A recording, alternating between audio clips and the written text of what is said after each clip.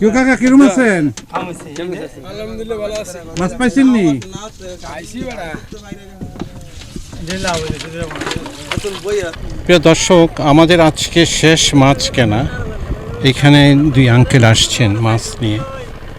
বিভিন্ন ধরনের মাছ পাইছেন, বিশেষ করে শিং মাছই বেশি মনে হচ্ছে, চায়না জালে ধরা।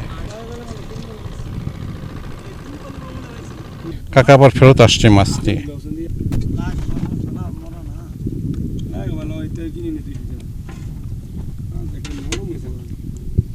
খোলার দাম হইতো নাকি কইতাম জানলে কত এ ভাই দেড়শো টাকা ধরুন না উডি মাছ আছে। আরে আপনার লেগে মায়া লাগছে